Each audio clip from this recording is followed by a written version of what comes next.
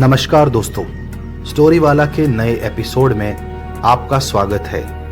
आप सुन रहे हैं शहीद आजम सरदार भगत सिंह की कहानी का 10वां एपिसोड। कानपुर पहुंचने से पहले भगत सिंह को मालूम था कि आजकल चंद्रशेखर आजाद भी कानपुर में ही अपना ठिकाना बनाए हुए हैं, लेकिन भगत सिंह को ये नहीं पता था कि इस तरह अचानक उनकी मुलाकात चंद्रशेखर आजाद से हो जाएगी। ऐसा भी नहीं था कि चंद्रशेखर आजाद भगत सिंह को नहीं जानते थे। भगत सिंह के बचपन से लेकर जवानी तक के देशभक्ति के सभी किस्से चंद्रशेखर आजाद को मालूम थे। यही वजह थी कि पहली ही मुलाकात में ही चंद्रशेखर आजाद ने भगत सिंह को प्रेम से गले लगा लिया था। दोस्तों, कहानी को आगे सुनने से पहले आप स्टोरी वाला चैनल को लाइक, शेयर और सब्सक्राइब करना भूलिएगा नहीं, क्योंकि स्टोरी वाला एक नया चैनल है और आप जैसे इतिहास में दिलचस्पी रखने वालों के साथ की स्टोरी वाला चैनल को बहुत जरूरत है। अब हम आते हैं कहानी पर। कानपुर में प्रताप अखबार के दफ्तर में भगत सिंह और चंद्रशेखर आजाद की पहली मुलाकात के साथ साथ भगत सिंह का सामना हुआ आजादी की लड़ाई लड़ने वाले सुखदेव, राजगुरु, बटुकेश्वर दत्त और अशफाकुल्ला खान जैसे कई दिग्गज क्रांतिकारियों से। वहीं प्रताप अखबार के दफ्तर में उस दिन हिंदुस्तान रिपब्लिक एसोसिएशन नाम के दल की स्थापना भी होनी थी। उससे ठीक पहले भगत सिंह ने चंद्रशेखर आजाद से उनके दल में शामिल होने की इच्छा जाहिर की।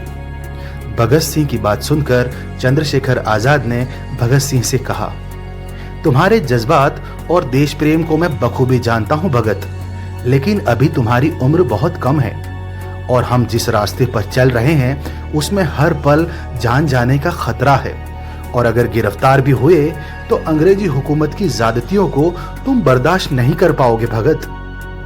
चंद्रशेखर आजाद की बात सुनकर भगत सिंह बोले, आजाद जी, जब से होश संभाला है दिल में एक ही ख्वाहिश लेकर जी रहा हूं, और वो है देश की आजादी, और भारत माता को गुलामी की बेड़ियों से आजाद करवाने के लिए मैं जान दे भी सकता हूं और जान ले भी सकता हूं। चंद्रशेखर आजाद के लाख समझाने के बावजूद भगत सिंह नहीं माने और आखिरकार भगत सिंह हिंदुस्तान रिपब्लिक एसोसिएशन के सदस्य बन गए और भगत सिंह को पार्टी में काम भी वही दिया गया जिसे वो बखूबी कर सकते थे।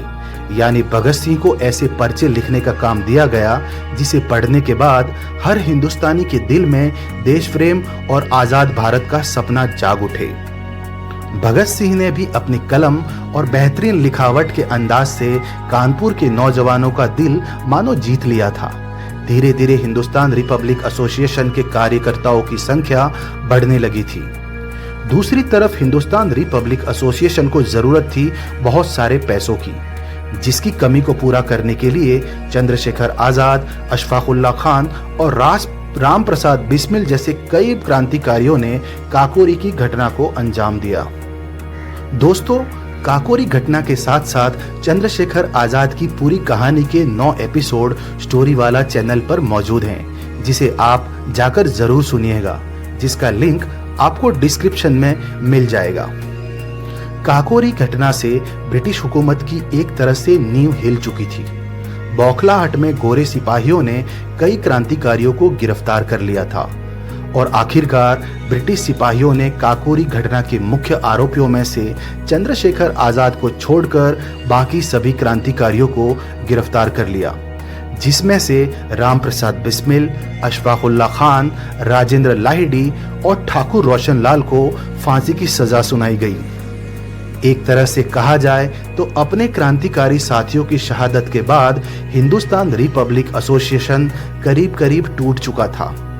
एक दिन पार्टी के बचे हुए क्रांतिकारी साथी एक गुप्त ठिकाने पर मिलने के बाद चंद्रशेखर आजाद ने अपने साथियों से कहा, दोस्तों, हमारे साथियों की शहादत के बाद मेरा मनोबल और मुल्क को आजाद कराने का जोश कम होता जा रहा है। ऐसे में कुछ समय के लिए हमें क्रांति की इस मशाल को बुझाना होगा। चंद्रशेखर आजाद की मायूसी को भगत सिंह अच्छे से समझते थे। भगत सिंह ने चंद्रशेखर आजाद के कंधे पर हाथ रखते हुए जोशीले अंदाज में कहा, आजाद जी, क्रांतिकारी की तो किस्मत में ही शहादत लिखी होती है। हमारे साथियों की शहादत को हम इस तरह जाया नहीं होने दे सकते। चाहे जो भी हो, हम गोरों के खिलाफ हमारी लड़ाई को रुकने नहीं देंगे। चंद्रशेखर आजाद ने भगत सिंह से कहा, भगत, ये सब तो ठीक है, लेकिन हमारे 4 साथियों को फिरंगियों ने फांसी पर लटका दिया, जबकि हमारे 20 से भी ज्यादा साथी जेलों में बंद हैं। ऐसे में इस लड़ाई को कैसे आगे बढ़ाया जा सकता है? ऐसा लगता है जैसे सब खत्म हो गया। चंद्रशेखर आजाद को मायूस देखकर भगत सिंह ने अपना सीना फख्र से चौड़ा करते हुए जोश भरे अंदाज में कहा, कुछ भी खत्म नहीं हुआ आजाद जी। हम हिंदुस्तानी लोगों की सबसे बड़ी कमजोरी ये है कि हम किसी न किसी तरह बटे हुए हैं। आजादी के लिए सब लड़ तो रहे हैं, लेकिन अलग अलग, कोई गुजरात में तो कोई पंजाब में, कोई बंगाल में तो कोई लाहौर में। जिस दिन ये अलग अलग लड़ने वाले एक हो गए ना, उस दिन ये गोरे अपनी पूंछ उठाकर हिंदुस्तान से निकलकर भाग खड़े होंगे, देख लेना। चंद्रशेखर आजाद ने भगत सिंह से कहा, तुम्हारी बात तो 100% सही है भगत, लेकिन अपने अपने सूबों में बटे हुए हिंदुस्तानियों को एक करेगा कौन? चंद्रशेखर आजाद के इस सवाल पर भगत सिंह ने अपनी जेब से कलम निकाल ली और चंद्रशेखर आजाद को दिखाते हुए कहा, ये कलम करेगी अब हर हिंदुस्तानी को एक। आज के बाद मेरी कलम से लिखा गया हर एक शब्द हिंदुस्तान की एकता और भाईचारे की बात कहेगा।